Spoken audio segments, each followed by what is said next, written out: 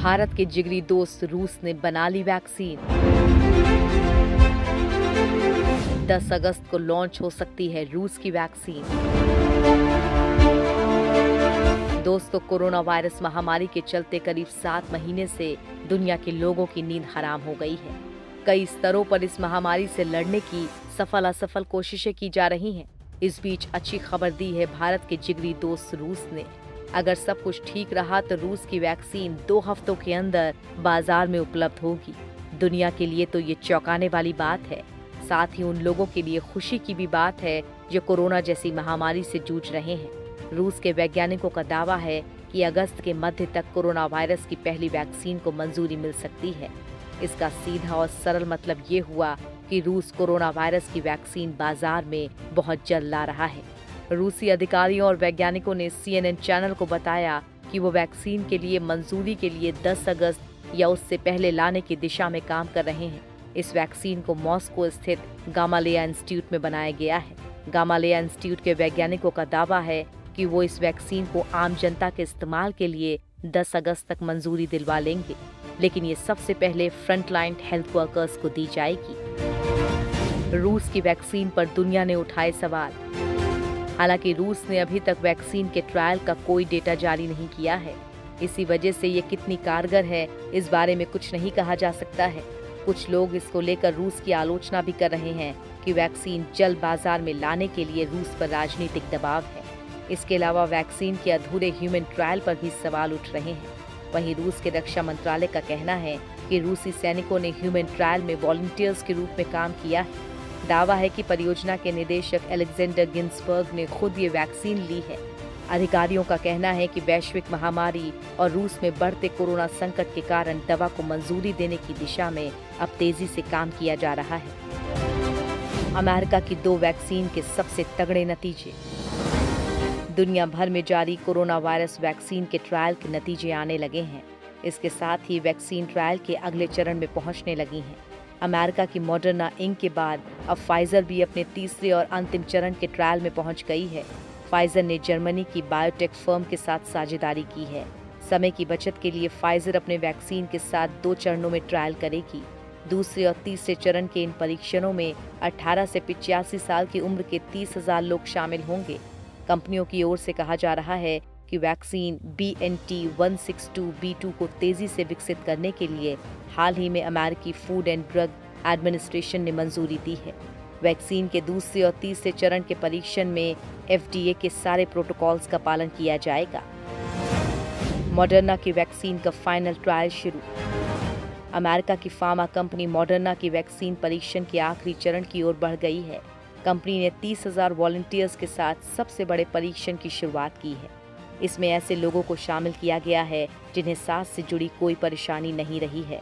अमेरिकी सरकार ने इस वैक्सीन प्रोजेक्ट को करीब $1 अरब का सहयोग दिया है। कंपनी के अधिकारियों का कहना है कि साल के आखिर तक टीका बाजार में आ सकता है। मॉडर्ना का इंसानों पर तीसरे चरण का ट्रायल तो चल ही रहा है, लेकिन इस वैक्सीन के बंदरों पर हुए ट्रायल में वैक्सीन का गजब का असर दिखा है। New England journal of medicine में प्रकाशित एक अध्ययन में कहा गया है कि अमेरिका की बायोटेक फर्म मॉडर्ना की कोविड-19 वैक्सीन ने बंदरों पर हुए ट्रायल में एक मजबूत इम्यून रिस्पांस विकसित किया है।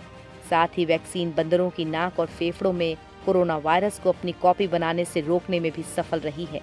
मॉडर्ना एनिमल स्टडी में 8 बंदरों के 3 समूहों को वैक्सीन की डोज दी गई। जिन बंदरों को वैक्सीनेट किया गया उन्होंने वायरस को मारने वाले हाई लेवल के एंटीबॉडी का निर्माण किया, जो कोशिकाओं के इस्तेमाल के लिए SARS-CoV-2 वायरस के एक हिस्से पर हमला करते हैं। ऑक्सफोर्ड की वैक्सीन के नतीजे शानदार। दुनिया में सबसे बड़ी वैक्सीन बनाने वाली company serum institute of India को ऑक्सफोर्ड और उसके पार्टनर एस्ट्राजेनेका ने वैक्सीन तैयार करने के लिए चुना है।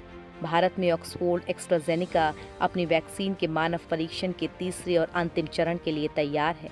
इसके लिए भारत में 5 जगहों को चुना गया है।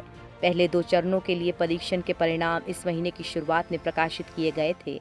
20 जुलाई को वैज्ञानिकों ने घोषणा की थी कि ऑक्सफोर्ड की तरफ से विकसित कोरोना वैक्सीन सुरक्षित है और दुनिया भर में फैल रही इस घातक बीमारी के खिलाफ मानव परीक्षण के पहले चरण के बाद शरीर के अंदर एक मजबूत प्रतिरक्षा पैदा करता है। 20 जुलाई को वैज्ञानिकों ने घोषणा की थी कि ऑक्सफोर्ड की तरफ से विकसित कोरोना वैक्सीन सुरक्षित है और दुनिया भर में फैल रही इस घातक बीमारी के खिलाफ मानव परीक्षण के पहले चरण के बाद शरीर के अंदर एक मजबूत प्रतिरक्षा पैदा करता है। वैक्सीन कहीं भी बने, भारत की 5 उंगलियां घी में। दोस्तों, दुनिया भर में कोरोना वैक्सीन का ह्यूमन ट्रायल चल रहा है। माना जा रहा है कि इस साल के अंत तक कोरोना से निजात पाने के लिए वैक्सीन बन जाएगी, लेकिन वैक्सीन किसी भी देश में बने, उसके डोज भारत में ही तैयार होंगे। वैक्सीन बनाने की रेस में अभी ऑक्सफोर्ड यूनिवर्सिटी आगे चल रही है। ऑक्सफोर्ड ने वैक्सीन के 1 करोड़ डोज तैयार करने का करार सीरम इंडिया से कर रखा है।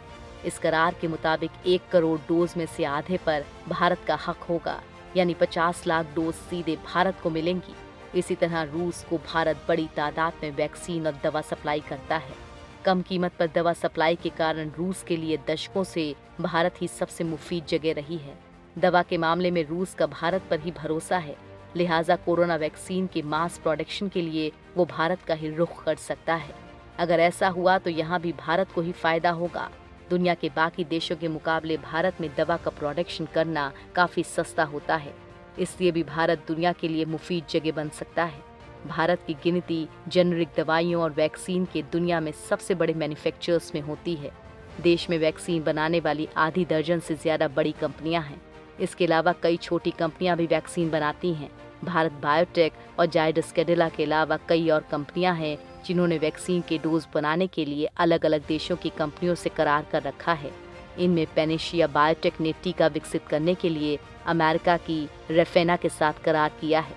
इस कंपनी की आयरलैंड में एक संयुक्त उद्यम तैयार करने की योजना है। 4 करोड़ से अधिक खुराक अगले साल तक आपूर्ति की जा सकेंगी। इसके अलावा इंडियन इम्यूनोलॉजिक्स ने टीका विकसित करने के लिए ऑस्ट्रेलिया के साथ करार किया है। कंपनी ऑस्ट्रेलिया की ग्रिफिथ यूनिवर्सिटी के साथ मिलकर रिसर्च कर रही है।